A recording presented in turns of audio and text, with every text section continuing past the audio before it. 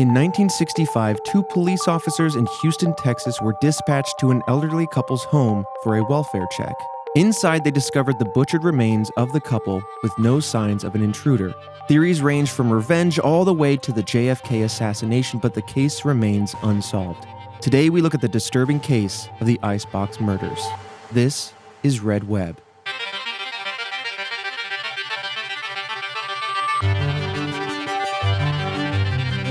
Welcome back, Task Force, to another episode of Red Web, the podcast all about the unsolved mysteries of this world. Everything from true crime to cryptids to conspiracies to aliens to the supernatural. To random questions. I am your resident mystery enthusiast, and joining me hearing this mystery for the very first time, Alfredo Diaz. Hello. Welcome, Task Force. It's another week, another mystery. I'm excited. Not about the murders, but to see how this breaks down. Okay. Why are the cops going to someone's house for welfare checks? Good question. That already doesn't make sense to me. Right. It's a red flag or is it a blue flag? I don't know. You know what? Any flag you want, we'll put it up there. I just don't understand. Yeah, I'm curious. That's the number one thing that's on my mind right now. Okay. Is that like, why do a house visit to pick up an elderly? To pick up just a welfare check on check? them. Not a welfare check. Oh. Like a wellness check. Oh, a wellness check. Oh, I thought it was like welfare. You know what I mean? Like they got money. Cops got to get their cut. I was like, what the That's hell? what you're thinking. Cops shaking down these elderly people for welfare checks, dude. I was like, oh, look at the cops first. Wellness check. Okay. All right. I was like, that already doesn't make sense to me. The shaking down. I was wondering why you were getting so hung up on that, the welfare check part of it. That makes a lot of sense. I usually use the term wellness. You know what I'm saying? Right. Wellness I checks. will say welfare is defined by the health, happiness, and fortunes of a person or group. So they are basically, it's like, I've only heard of wellness check, but I'm going on as like it is welfare, written. Is that just spelled differently or is it just spelled the same? Spelled the same, right? So it's just using the fact that like the family needs help with money. Yeah. It's like a homonym. Yeah. Okay. Situation.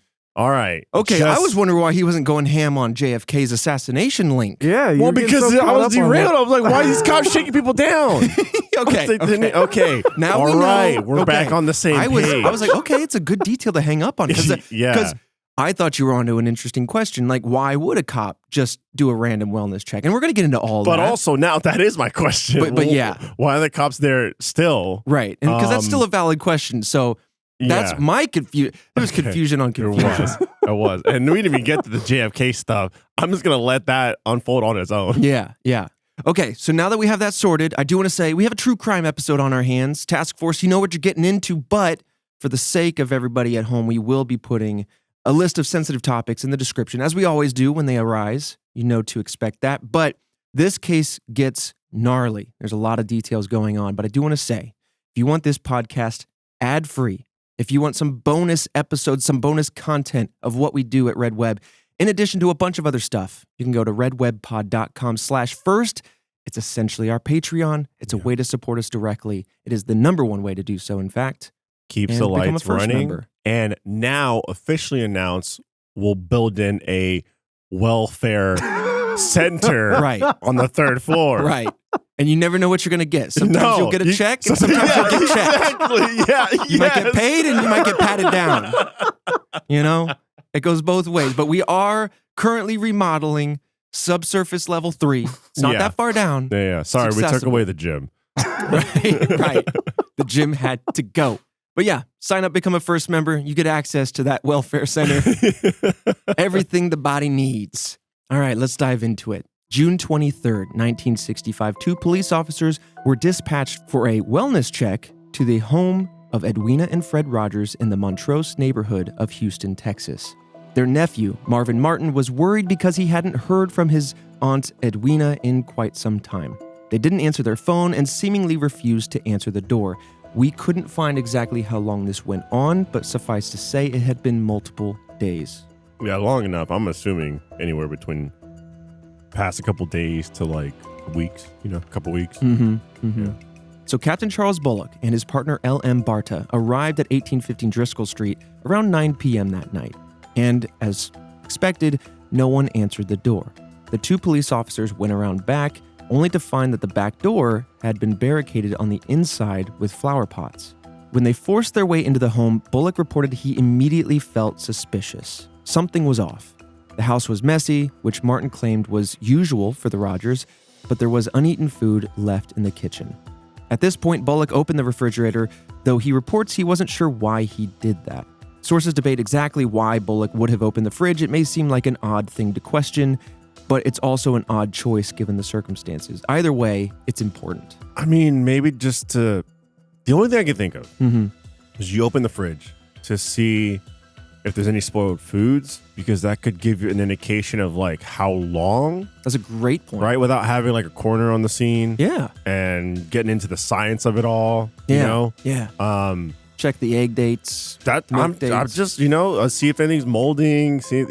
That could give away like how long people, sure, have been, the house has been kind of like empty. Yeah. Or if it was pilfered in some way, indicating someone had been staying there, or maybe the officer was just hungry, It's true. Late night snack. But this is an interesting point, and we're laboring on it because of what comes next. Either way, upon looking in the fridge, they found practically all the shelves full of butchered meat, which the two police officers believed to be unwrapped hog. Like hog meat that had been butchered and left basically naked on the shelves. Oh, okay. That was until right before they closed the fridge door. As the officer was turning away, they noticed something through the clear glass shelves looking into the vegetable drawers. 2 human heads. All right, hold on. My thought process derailed there.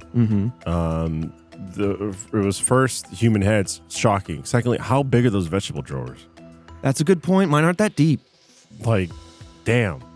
I mean, I don't want to make light of the situation, but like, vegetable drawers aren't usually that huge. Okay.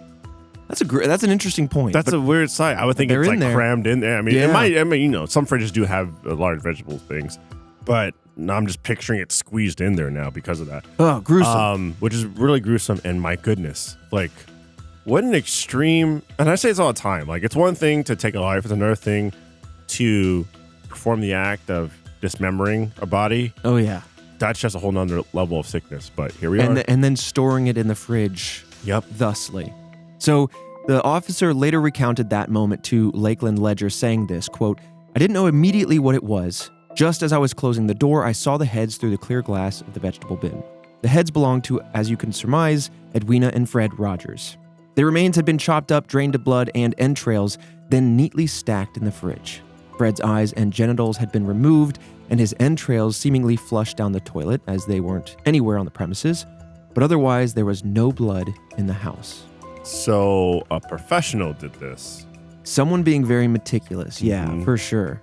Knowing a little bit about what they were doing here. Yeah, this isn't... Okay, so I would say like professional or someone that's continuously done this. So already my mind is wandering to like, is this like a hip man for a group or for hire or something? Right.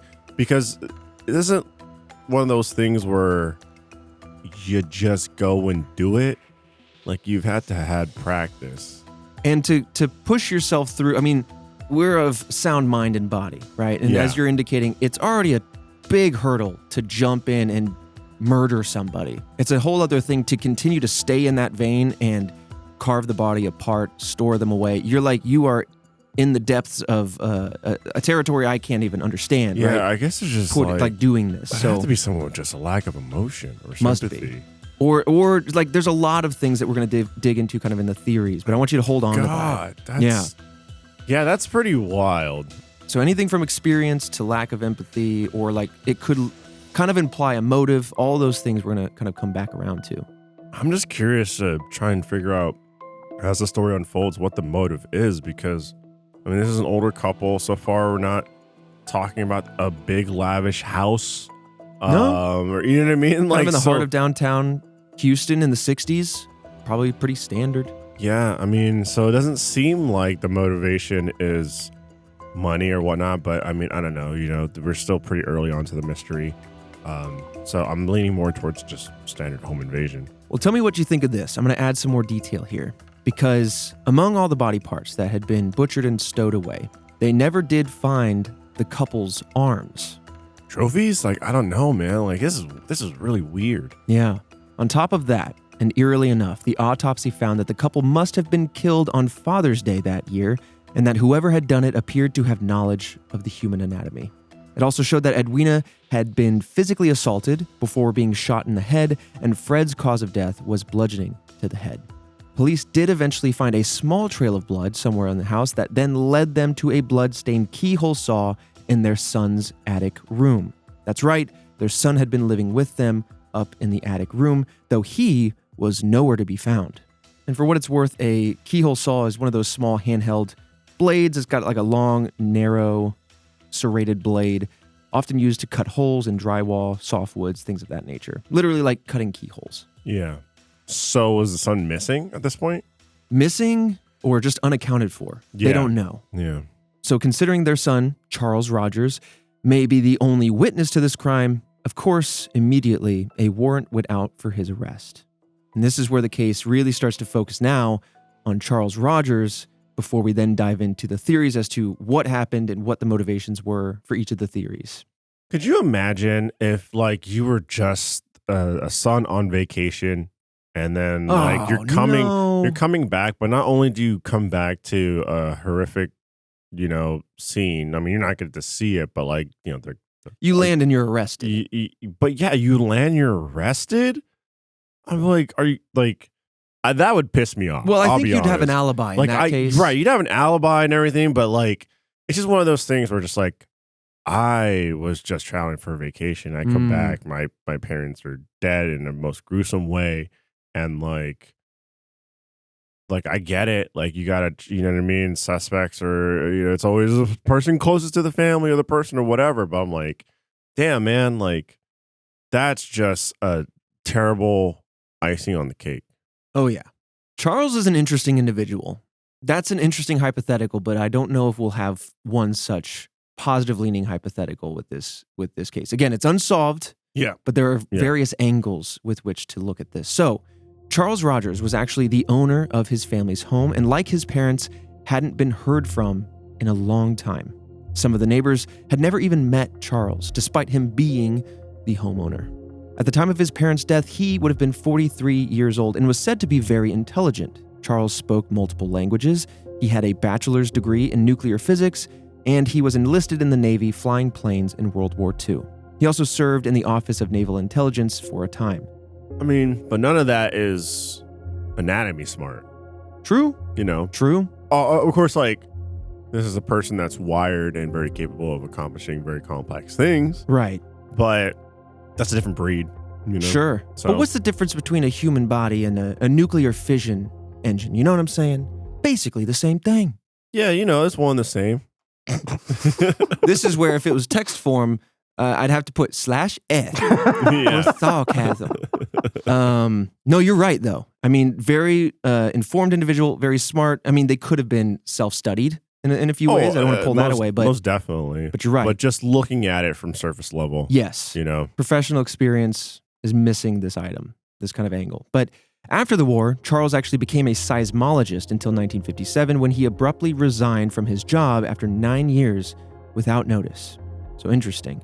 It is unknown why he quit, and just for the sake of being thorough, seismology is the study of what's under the surface of the Earth by measuring vibrations on the Earth's surface, usually earthquakes, things of that nature. After that, Charles reportedly grew more and more reclusive. In fact, it was unknown whether or not he had a job at all at the time of his parents' death. Reportedly, he would leave before sunrise and return to their home after his parents had already fallen asleep. We'll kind of come back around and touch on this point a little bit more later. Okay, so Charles is a bit of a character. Mm-hmm.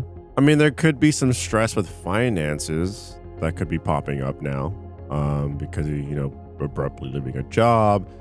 And this just kind of seems like hearsay, but I mean, also possibly not having one, but, having a mortgage to pay, etc. Yeah, it's great instinct. I mean, great thoughts for sure.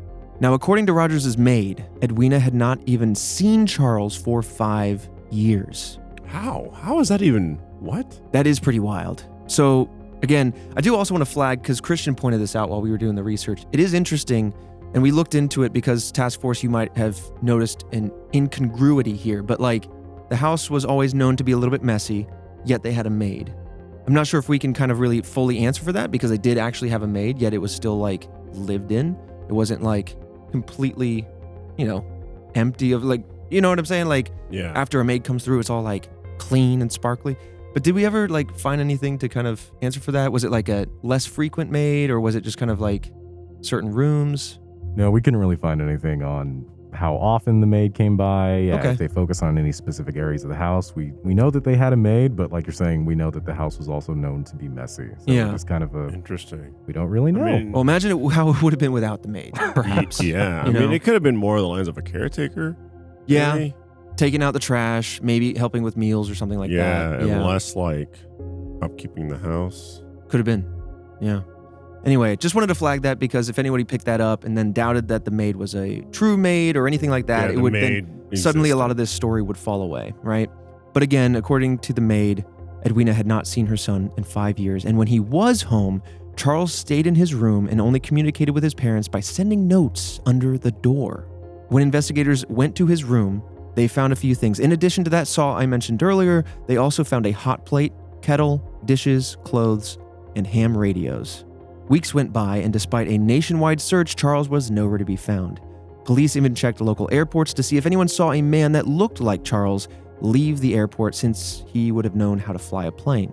He became the main suspect in the case later known as the Icebox murders, and ultimately there were no clues that could point to where Charles might have gone. In 1975, Charles Rogers was declared dead, and the family home was torn down. While it's most likely that Charles killed his parents and fled, it's unknown why and where he would have gone, though Charles Rogers was added to the FBI's most wanted list, and then the trail went cold. I mean, this could go so many different ways. Absolutely. I mean, he was announced dead just because we couldn't find him? Pretty much. I mean... That would have been 10 years after? Yeah, I mean, flee the country, change your identity, never look back, or the whole family was murdered, and then the body went missing. Charles' body went missing.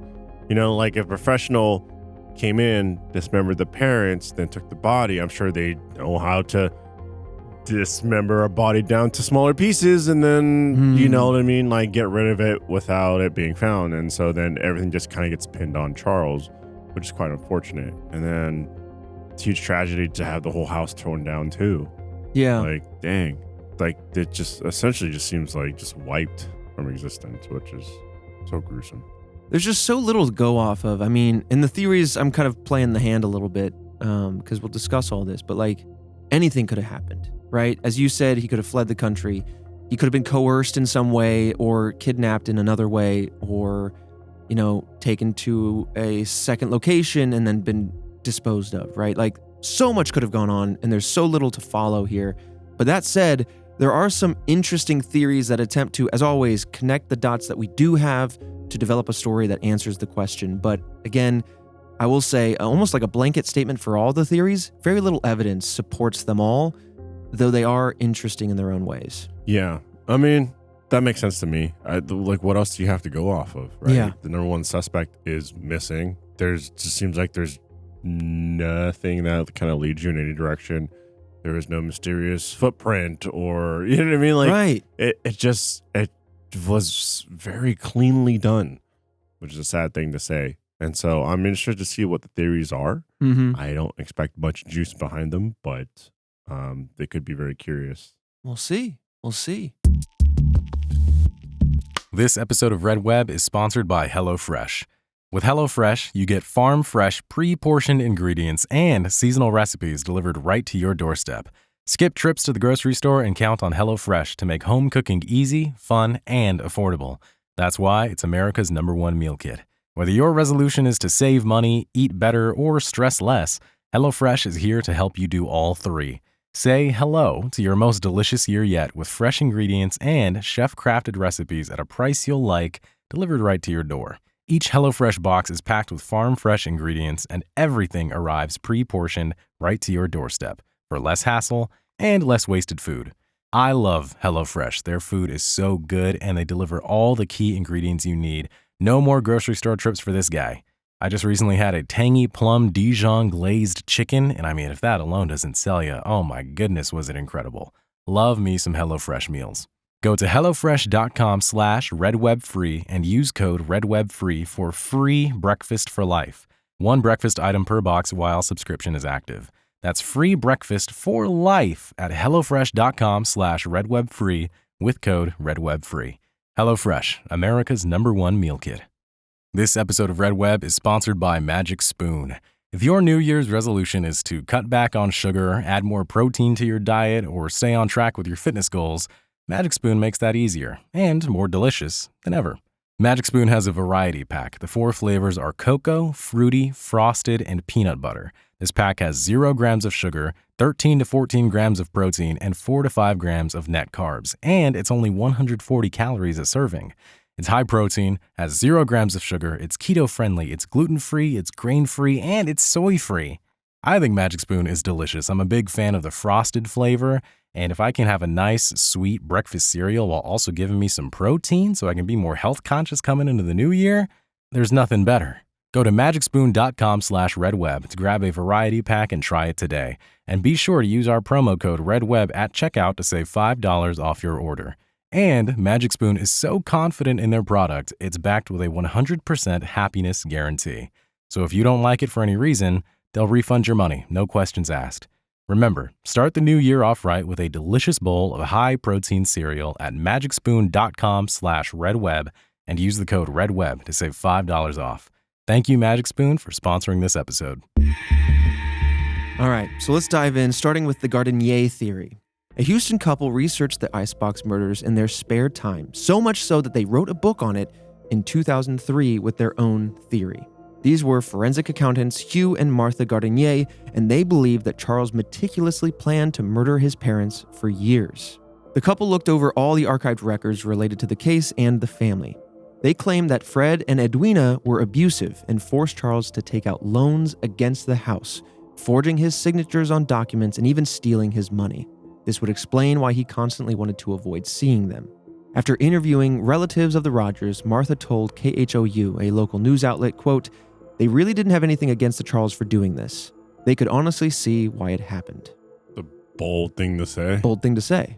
I don't think, no matter how bad anything is, that taking justice into your own hands in that way would be, you can sympathize with the pain of it all and kind of maybe the motive. Mm-hmm. But it's kind of a treacherous thing to step into, to claim. Yeah. It's just one of those things where we're just like, what? I'm like, you know me, I like to get in these headspaces, and this is a weird one, but like, what would push me to do that to a human being?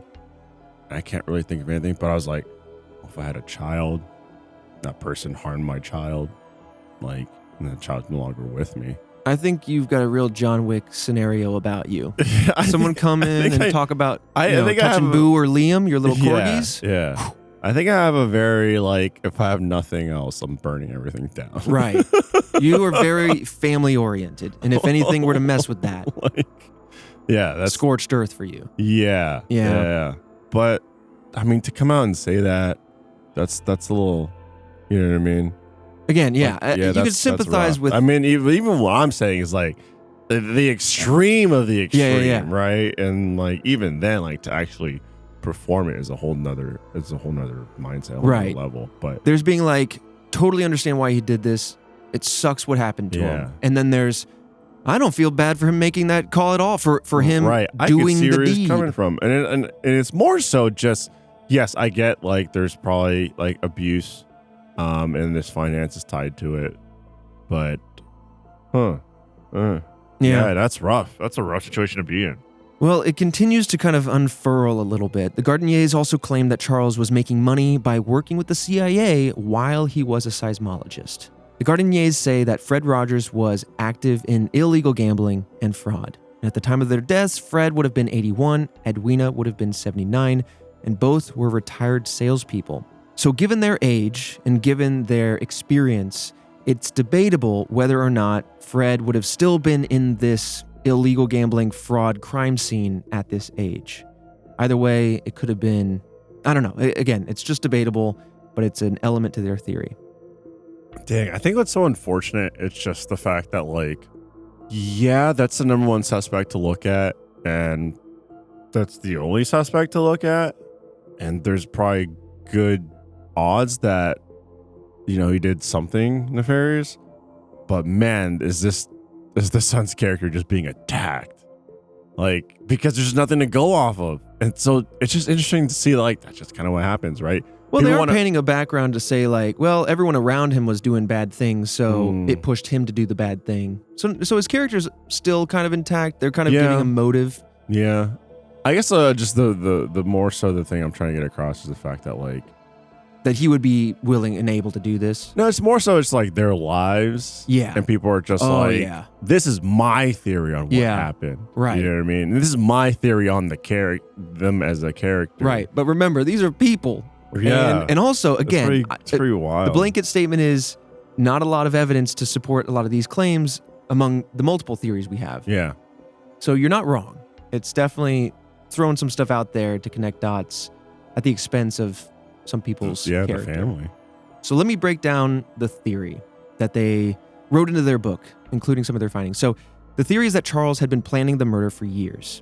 He then fled the United States for Mexico with the help of some oil industry friends he met on his ham radio. The theory continues that he later got to Honduras before he was killed after an argument with miners. Not young folks, but like actual mining people. Reportedly, and this is based on a few things, reportedly some sources claim that rumors of Charles escaping to South America popped up within days of the murders. Additionally, the Gardeniers claimed that an anonymous witness saw Charles in Honduras. This theory, and I'm trying to connect the dots on their behalf. I didn't read their entire book, but basically it's trying to connect some dots on a few fronts. Charles was a polyglot. He spoke multiple languages, and it's possible he spoke Spanish. Charles was a seismologist, so in addition to having a ham radio that he could speak to anybody with a ham radio in the area, he could have also developed connections in the oil industry via that job. In addition to that, I started looking into a ham radio, what the average range of that thing would be, and it's somewhere between 20 and 300 miles on an average modern ham radio. Oh, dang. But that is more than enough for him being in Houston to reach out to people on like oil rigs. And so if he did discover somebody in the oil industry who could help him, he's like 60 miles away from the nearest oil rig. Though, if he were trying to talk to somebody in Mexico, I kind of, as the crow flies, the nearest city on the border would have been about 300 miles away, which is really pushing the limits. But it's possible, right? Like, it's possible he met people on the ham radio, spoke to them, or he had pre-existing relationships. But either way, the theory was premeditated and then fled, with his motive being the financial elements, the abuse elements. Yeah. And then also possibly on top of that, the parents or Fred doing the illegal gambling and fraud things. So it's layered. They're just throwing a lot of stuff onto the family. That's kind of what it feels like. And it's just like, we fled. I mean, I get that one has some possible weight to it because there was an anonymous person that said they saw, but like random the miners and the miners killed them. It's just like, where is this all coming? A lot of it's like, where's it coming from? Again, there's like, there's not much to go off of. But man, I feel like people are just really running away with it.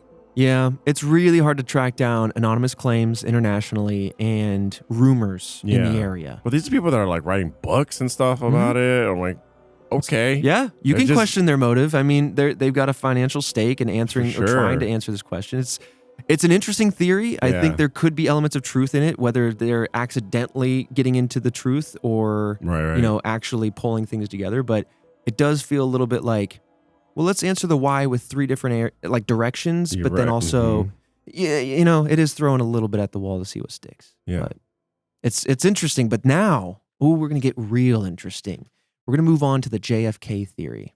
Now, before I do, I'm just curious if you can even like instinctively pull out, find out what the hell the connection is. Yeah. That Charles and Ed, I mean, he had a connection to the CIA and. Okay. What was he? The one on the grassy knoll that pulled the trigger, and then he had to be Obviously, no loose ends type situation here. But then why go after the parents? I don't know. He is talking about all the right things and all the right questions. Let's expand. I love it. I was like, what is the wildest thing? I'm like, oh, okay. And you got it, but no way. More or less. All right. So this is in fact a popular theory. It states that Charles Rogers and the murder of his parents were somehow involved in the assassination of John F. Kennedy. On November 22nd, 1963, just a few short years prior to this whole crime going down, Kennedy, the President of the United States, was shot and killed during a motorcade through Dallas, Texas, another major city in the state. Yeah. Not super close, not super far. Close enough. Absolutely. There are many conspiracy theories surrounding the JFK assassination as it is, and I think someday maybe we'll dive into all that, but most famously, that the murder was planned and covered up by the CIA. You dabbled in the grassy knoll situation. That's also floating out there. Now, the 1992 book entitled The Man on the Grassy Knoll was written by investigators John Craig and Philip Rogers of the National Intelligence Service Bureau. They theorized that Charles Rogers was connected to the assassination conspiracy in some way. Now, they claim that he was a CIA operative. Earlier, I kind of mentioned that the Gardeniers had a theory that maybe he was also working with the CIA while being a seismologist, or maybe that was the cover. These individuals kind of maybe kindled that idea 10 years prior to their book.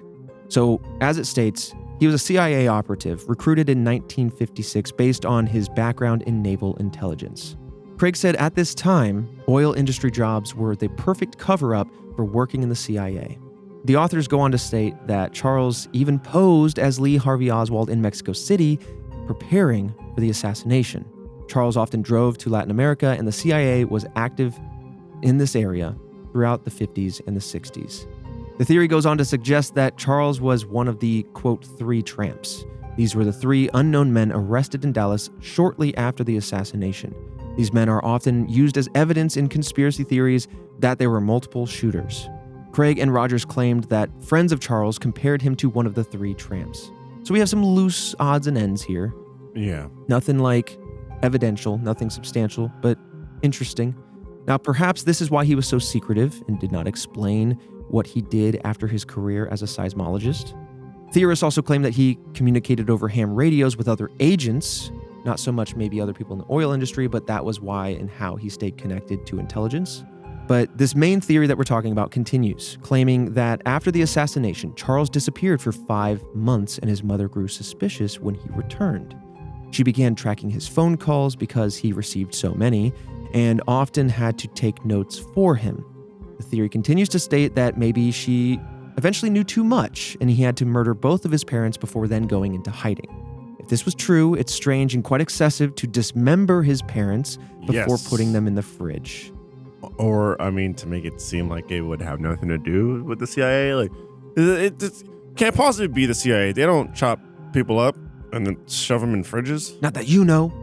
Who knows? The C in CIA stands for secret, okay? So we don't know what they get up to. Okay, yeah, that's... All right. That one threw me. That one threw me. But it's an interesting point. I mean, like, there's one thing to go, okay, this national security secret is so large, so substantial that I now have to make the tough choice of killing my parents. But beyond that, to then dismember them, put them in the fridge. I mean, it's not like that was the end goal. Craig does claim that he intended to cut them up so he could then dispose of them in some way, so he couldn't be tracked. But because something stopped him, that's why you caught him with bodies in the fridge. The arms were missing. Maybe he disposed of those, but hadn't gotten to the rest yet. So maybe being caught midway through just makes him look like he's dismembering people for other motives. I don't know. Again, I just feel like we're really just trying to fill in the gaps here. And I get it because it's not like, there's nothing to go off of. But yeah, it's just really people just trying to put their spin on it. Mm-hmm. For sure.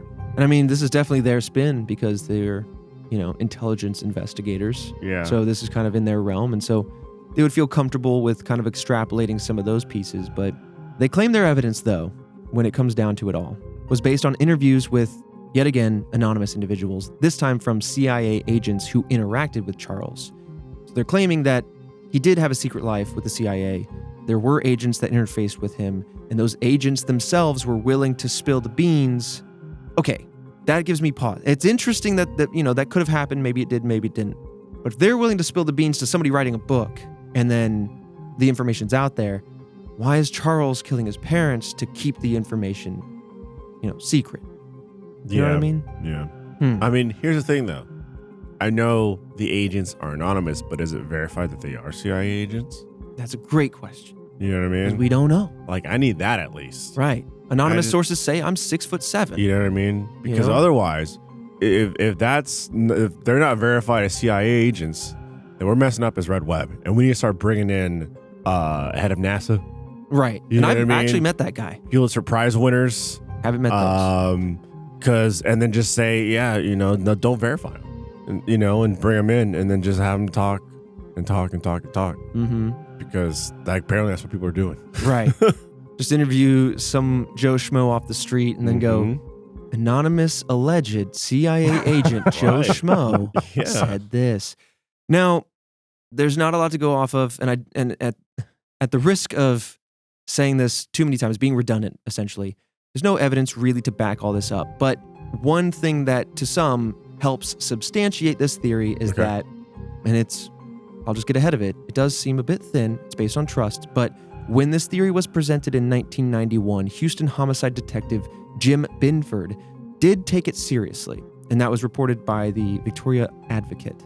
And there's a lot of history with Jim Binford. He is a homicide detective, like I said, but he has investigated thousands of murder cases. And so for someone like that to have such deep experience, I think he was the youngest detective to take on, to spearhead murder cases in his department and everything. So he's got a colorful resume that is well marked. It's just, if he's seeing certain consistencies with this theory to real cases, that's something to think about. Yeah, no, definitely. But anonymous CIA folks, I don't know. Yeah. But that said, let's move on to a couple of shorter theories. The most simple theory, and it is probably the most likely theory, is that Charles killed his parents out of anger before perhaps ending his own life. The Gardeniers might have been right about the abuse that Charles was victim to, especially since he owned the house, yet many neighbors had no idea he existed. With the murder occurring on Father's Day and Fred receiving more specific injuries, Fred may have been the main abuser. There could have been a very tense relationship there, and it being on Father's Day is kind of a more significant moment, and it could have been extra heated. It doesn't really try to spackle in the gaps at all. It just kind of states it as is. There could be motive in this way, and maybe this is what he did. I mean, it's a very specific day. Mm-hmm. Then on top of that, you said the more extensive injuries to the father. And it's definitely something to go off of, right? Yeah. And you can only go off of what you have. And Right. we have very little, but that's something that we have. I mean, 100%. This does line up with crimes of passion, as it were, if I'm not misusing that term, because the mother was shot in the head to essentially end it outright. Yeah. But the father instead was bludgeoned, which would take a little bit more, I don't know. Also, weren't the genitals on the father cut off? Yes. Interesting. And the eyes were cut out. Just on the father? That's what we know. I don't know if was it confirmed that. Because I know we talked about it on the father, but I don't know if it's confirmed on the mother. From what we could find, it was just the father that had that level of dismemberment. Yeah. So, I mean, extra attention. Yeah, that is extra attention. I mean, that's huge, though. Yep. So that does kind of lean into some type of friction between father and son. Mm-hmm. So, I mean, that's very interesting. Yeah. That's meaty to kind of go off of for sure. Yeah. Which does give way for some of the theories that people had. Absolutely. Absolutely. So it could be I see the lane that they got into and how they got into it. For sure. Yeah. So, okay. No, 100%. But then the other theory, again, just kind of a one-sentence theory, doesn't really go off of anything or extrapolate much further, but it does say that perhaps someone else was in the picture, killed the parents, and then took Charles with them. Really not based on anything other than attempting to answer this mysterious instance. But that is the Icebox murders case. Remains unsolved to this day. Some very interesting theories. As always, we're going to analyze, we're going to pull things apart where we can try to debunk things if we can, leave them open if we can't. Just want to be honest about some of the potential assumptions made and the anonymous witnesses, but otherwise the theories are interesting. Yeah, they're very interesting theories. And like, this is a very, I'm a little baffled because like the case itself, it just seems so thin, right? Like the parents are dead, the son is missing, but there's possibly a lot of emotional weight to it. Definitely. A lot of emotional weight. Really, if you look at the details, it paints a bigger picture than you think. And I think that's what makes this case so interesting. Do you want to recap some of those pieces that you're picking up on? Yeah, I mean, just the fact that like the body's being heavily dismembered, you know what I mean? Yep. More attention on the father's body. Right. The son missing. The son being in the attic when he owns the house, never being seen. Then the son going missing. There's just, like I said, it paints a larger picture than you think. And I will say, to add to that too, and it does kind of keep it in the family. I know initially I was thinking, okay, maybe home invasion, whatnot, but I mean, like, yeah, the details does kind of wrangle it in to be something within the house. Absolutely. So it does paint a very vivid picture of perhaps some premeditation, emotions were high, and on top of that, to add, there was very little blood found.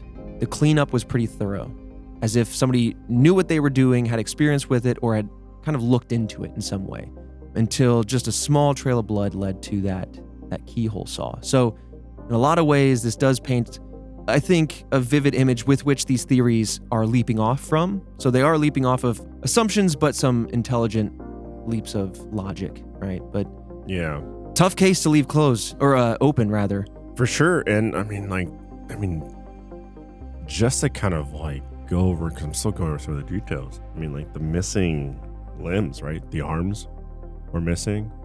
And so that just paints a whole nother rabbit hole of, you said it was a relative that knocked on the door, right? Yes, I believe it was like a nephew or something. Yes, Marvin Martin. Maybe Charles was in the act, and yeah, like you were saying earlier, already had disposed of the arms, and so it was just kind of cut short of like, oh, I don't have as much time as I thought I did. Maybe dismembered the bodies, did some cleaning, and then piece by piece was like, let me just piecemeal these different body parts out of here, as opposed to having to do a lump sum of like lots of weight and messier job and harder to kind of cover it up, right? Yeah. But if you're just taking little bags, which sounds wild, but yeah. Fall of the House of Usher, right? Yeah. That was one of the pieces that happened in there where they were like, are you smuggling out bodies by little pieces in your purse? Yep. I mean, and I hate to even bring up this topic, but I was kind of, as we looked into this, astounded that it wasn't part of it. And maybe that's just me seeing too many cases like this, but I'm surprised even cannibalism wasn't part of the picture. And I'm just going straight off of bodies in the fridge, arms missing, and honestly, like some of the utensils, hot plates, stuff up in the attic. Oh, God. Yeah, I didn't think about that. I could definitely see that picture being painted. Yeah, for sure. Someone that eats people and has experience, and yeah. Yeah. So, but this has been the Icebox Murders case, as cold as the name would imply. But Fredo, with that said, I'll see you right back here next Monday for yet another mystery.